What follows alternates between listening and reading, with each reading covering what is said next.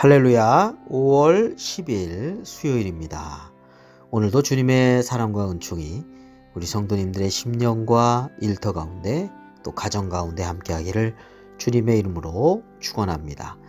오늘 우리가 함께 묵상하실 말씀은 사무엘하 15장 1절부터 12절까지 말씀이 되겠습니다. 본문을 꼭 읽으시고요. 자, 오늘 말씀은요. 다윗이 마지못해서 아주 어정쩡한 관계로 압살롬을 맞이하였죠. 그러나 여기서 생각해 볼 것은 이 압살롬은요, 다윗에 대해서 그리 좋은 마음을 갖고 있지 않았다는 점입니다. 그리고 더 나아가서 이스라엘 왕국을 자신의 것으로 만들고자 하는 지나친 욕심이 가득했던 사람이었습니다.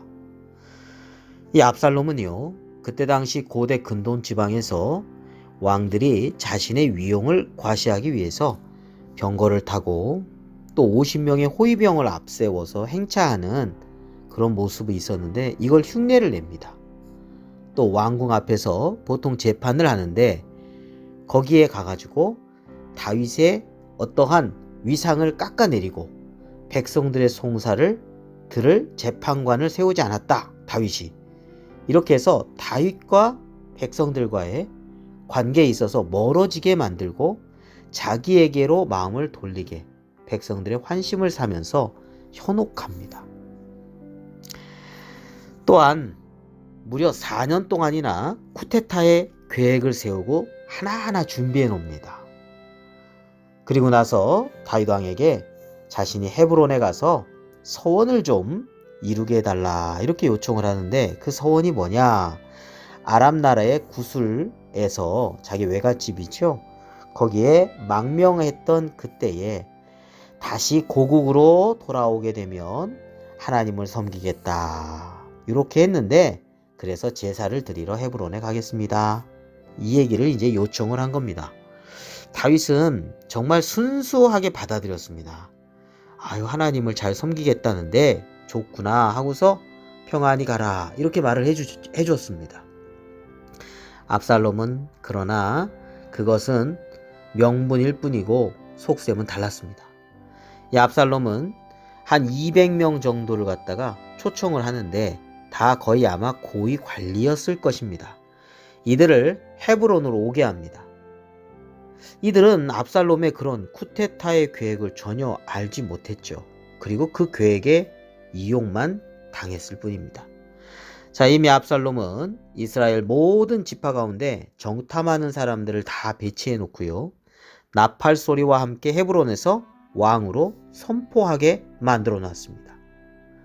또 여기에 다윗의 모사였던 길로 사람 아히도벨도 참여하게 됩니다. 그도 그럴 것이 아히도벨은 다윗이 범했던 그 밧세바의 할아버지입니다. 그러니까 다윗에게 좋은 감정이 있을 리 만무하죠. 그래서 다윗을 떠나서 예루살렘에서 떠나고 자신의 고향 길로로 내려와 있었는데 헤브론에서 가까운 거리입니다. 그리고 압살롬과 오히려 협력해서 쿠데타에 참여하게 되었습니다. 자, 이러한 아주 치밀한 계획하에 반역의 일이 커지게 되고 압살롬에게 넘어가는 사람들이 많아지게 되었습니다. 자, 오늘 이 압살롬 사건, 이 쿠데타의 그런 음모, 계획 이런 걸 보면서 우리는 사탄의 계략을 보게 됩니다. 백성들의 마음을 거짓말로 압살롬이 미혹시켰죠.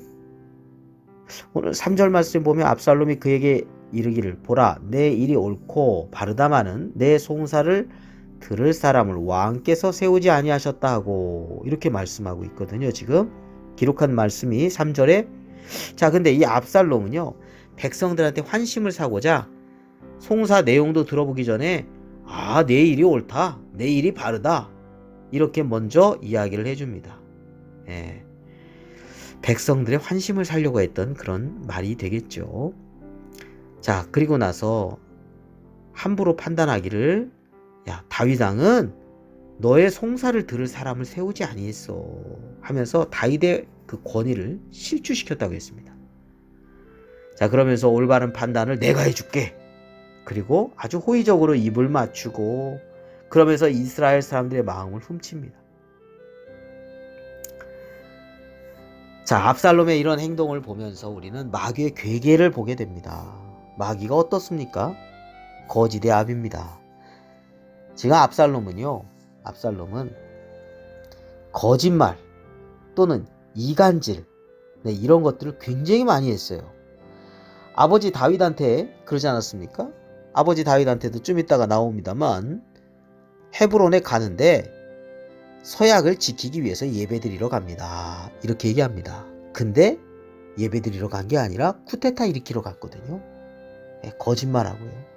또 이간질합니다. 지금 백성과 다윗과의 관계를 이간질해요. 다윗이 왕인데 백성을 돌보지 않습니다. 내가 돌볼게요. 이렇게 이야기하는 거죠. 마귀도 하나님과 우리 사이에 이간질을 하지요. 그래서 의심하게 만들고 믿음에서 떠나게 만들고 결국은 죄악의 유혹 가운데 빠지게 만드는 게 이 마귀의 간교한 계략입니다. 우리는 영적인 분별력을 가지고 이러한 계략에 속아 넘어가서는 안 되고요. 진리의 말씀으로 물리쳐서 승리해야 될 줄로 믿습니다. 또한 이 압살롬은요, 4년간 아주 치밀한 쿠데타 계획을 세우고서 헤브론으로 가서 왕위로 자기가 이제 선포하지 않습니까? 아까도 말씀드린 것처럼 서원에서 제사 드리러 간다고 거짓말하지 않습니다. 헤브론 갑니다. 헤브론 가는데 서원을 지키기 위해서 제사 드리러 간다. 이렇게 얘기하죠. 다 거짓말이었습니다. 자, 7절에서 9절 말씀에 이렇게 기록되어 있죠. 4년 만에 4년 동안 준비했습니다. 압살롬이 왕께 아뢰되 내가 여호와께 서원한 것이 있사오니 청하건대 내가 헤브론으로 가서 그 서원을 이루게 하소서.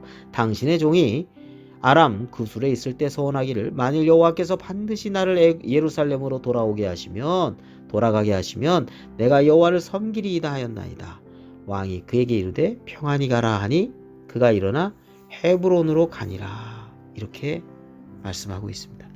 자, 압살롬은 자신의 권력 쟁취를 위해서는 하나님께 서원한 것, 여호와를 섬긴다 이런 말을 서슴없이 하며 하나님에 대한 신앙을 자기의 유익을 위해서 이용하는 악한 모습을 지금 보여주고 있는 것입니다. 경건을 이익의 재료로 생각하고 전혀 하나님을 경외함이 없는 악한 모습으로 행동하고 있는 것을 우리는 알게 됩니다. 하나님을 두려워하지 않고 하나님의 이름을 함부로 말하면서 자신의 권력 욕망을 채우고자 하는 압살롬. 이 이후에 보겠습니다만 마지막에 비참한 결말을 맺게 됩니다. 여러분, 신앙이라는 게 뭘까요? 하나님을 하나님으로 섬기는 것입니다. 하나님을 자기의 이익의 수단으로 생각하는 그런 욕심에 사로잡힌 인생은 결국 망하게 된다는 것이죠. 욕심이 잉태하면 죄를 낳고 또 죄가 장성하면 사망을 낳을 뿐입니다. 우리가 하나님을 경외하면 악에 빠지지 않고 하나님이 기뻐하시는 선을 행할 수 있습니다. 반면에 하나님을 두려워하지 않고 욕심에 빠질 때, 죄악에 빠질 때 자기도 고통이고 망하고 주변에 있는 사람들도 고통을 받게 되고 또 망하게 되는 것을 보게 됩니다. 그것을 우리는 압살롬의 인생을 통해서 볼 수 있게 됩니다. 자, 오늘 우리는 미혹과 현혹됨이 많은 이 세상 속에서 영적인 분별력을 가져야 하겠습니다. 영적으로 늘 깨어있고 하나님의 말씀의 검으로 물리쳐야 하는 것이죠. 진정 하나님을 경외함이 지혜의 근본임을 알고 우리가 주님의 뜻 가운데 살아감이 가장 복된 길이라는 것을 확실히 믿고 주님의 기쁨과 영광이 되는 삶이 되시기를 주님의 이름으로 축원합니다. 기도드리겠습니다. 걸어가신 아버지 하나님 감사합니다. 오늘도 하루를 선물로 주셨습니다. 우리가 사는 세상 정말 한 치 앞도 내다볼 수 없는 세상입니다. 하나님, 그렇지만 저희들이 영적으로 늘 깨어있게 하여 주시고 세상의 온갖 유혹과 시험 있다 하더라도 말씀 위에 굳건히 서게 하여 주시옵시고 하나님의 돌보심과 인도하심 가운데 살아가며 하나님을 경외하며 선을 행하며 선을 심고 믿음을 심고 그래서 하나님 앞에 기쁨의 열매로 영광 돌리는 삶이 될 수 있도록 이끌어 주시옵소서. 오늘 하루의 모든 일정도 주님께 맡기고 감사드리며 우리를 다스려 주시는 만왕의 왕 되신 만주의 두 되신 우리 하나님의 독생자 예수 그리스도의 이름으로 기도드립니다. 아멘.